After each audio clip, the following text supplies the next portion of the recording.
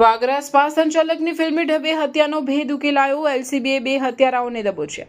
લાશને લઈને આખો દિવસ ગ્રામ્ય પંથકમાં ફર્યા હત્યારાઓ. અંતે વાગરાના નાળામાંથી મળ્યો મૃતદેહ.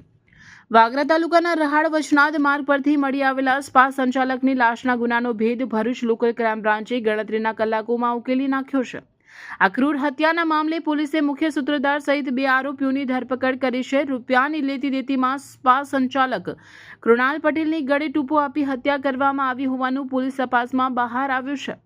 ઘટનાની ગંભીરતાને ધ્યાને રાખી એલસીબીની ટીમોએ હ્યુમન ઇન્ટેલિજન્સ અને ટેકનિકલ સર્વેલન્સના આધારે તપાસ તેજ કરી હતી. પોલીસને બાતમી મળી હતી કે આ ગુનામાં સંડોવાયેલ આરોપી મુંતજીર પટેલ પોતાની ક્રેટા ગાડી નંબર GJ16AF 6530 લઈને વિલાયત રોડ તરફ ફરી રહ્યો છે. પોલીસે ફિલ્મી ઢબે વોચ ગોઠવી તેને ઝડપી પાડ્યો હતો. તેની કડક પૂછપરછમાં હત્યાનું આખું કાવતરું ખુલ્લું પડ્યું. આરોપીઓએ કબૂલાત કરી કે તેને મૃતક પાસે 9.50 લાખ રૂપિયા લેવાના હતા, જ્યારે અન્ય આરોપી સોયબ ભાદરકા રહેવાસી પ્રભાસ પાટણને પણ પગારના નાણાં બાબતે મૃતક સાથે વિવાદ હતો.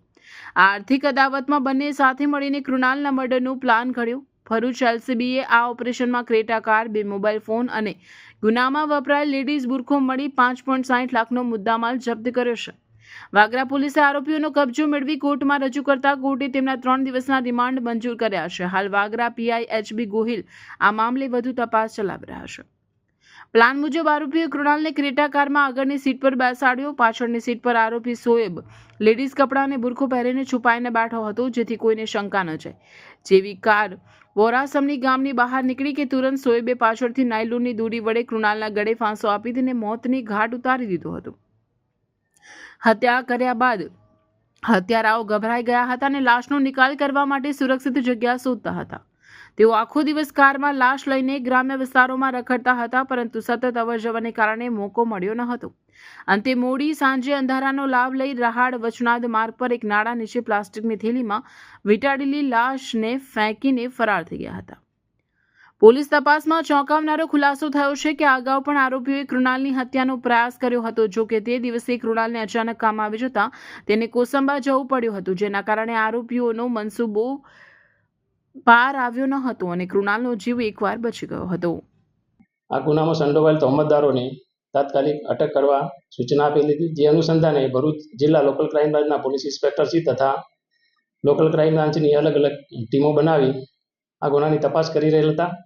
તથા આ ગુનાના આરોપીઓને પકડવા એ ગુનામાં જે સંડોવાયેલ તહોમતદાર છે મુંતજીર પટેલ તે મળી આવતા તેની પૂછપરછ દરમિયાન તેને કામના જે મરણ જનાર છે એની પાસેથી 9.5 લાખ રૂપિયા ભાગીદારીને લેવાના હતા, જે તેઓ આપતા ન હોય. તથા આ જે શ્વાસ ડી પ્રોફેશનલ સ્પા છે એમાં મેનેજર તરીકે જે કામ કરતા હતા જે સોએબ ભાદરકા, મોહમ્મદ સોએબ ભાદરકા, એમને પણ ત્યાં નોકરી કરતા એ દરમિયાનના પૈસા બાકી હતા. તેથી બંને જણાએ ભેગા મળી અને ગુનાહિત કાવતરું રચેલું હતું, જે અનુસંધાને આ જે ગુમ થયેલા એના આગલા દિવસે જ એમનું મોત નિપજાવવાના હતા. પણ મરણ જનાર કોદને કોસંબા જવાનું થતાં બીજા દિવસે આ પ્લાન કરવામાં આવેલું હતું, જે અનુસંધાને તારીખ 10/2/2026ના રોજ આ મુંતજીર પટેલના હોય મરણ જનારને ભરૂચ આવી જ્યોતિનગર પાસે તેમને બોલાવેલ હતા અને મેં જણાવેલું હતું કે તમને જે આપણી ભાગીદારી છે સ્પા એમાંથી તમને 6 લાખ રૂપિયા તમને અપાવી દઈશ, આપણે સ્પા વેચી દેવાનો છે એમ કરી બોલાવેલ હતા. તેમની પત્નીની તબિયત ખરાબ હતી,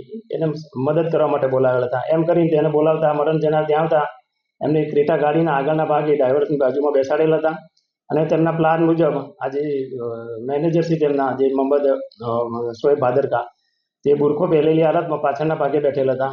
ત્યારબાદ તેઓ વરાસમની ગામ તરફ આવવા નીકળેલા હતા અને ગામમાં આવ્યા બાદ ગામમાંથી નીકળી આગળ જતા આજે પાછળ બુરખો પહેરેલી હાલતમાં મોહમ્મદ સોએબ ભાદરકા ના હોય દોરી વડે મરણ જનારને ગળાના ભાગે ટૂંપો આપી ગાડીમાં તેનું મોત નિપજાવેલું હતું.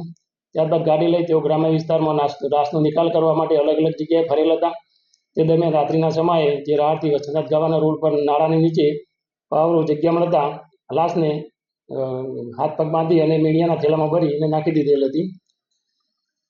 આમાં ગુનામાં જે બંને જે સંડોવાયેલ તહોમતદાર છે અને ભરૂચ લોકલ ક્રાઇમ બ્રાન્ચે પકડી લીધેલ છે અને આ ગુનાના કામમાં બંને તહોમતદારોને અટક કરવામાં આવેલ છે અને હાલમાં એને ગુનામાં જે વપરાયેલ મુદ્દામાલ છે તે પણ અમુક રિકવર કરવામાં આવેલ છે અને તેની રિમાન્ડ મેળવવાની કાર્યવાહી હાલમાં ચાલુ છે અને આ ગુનાની તપાસ વાગરા પોલીસ સ્ટેશનના પોલીસ ઇન્સ્પેક્ટર HB ગોહિલ નાઓ ચલાવી રહેલ છે.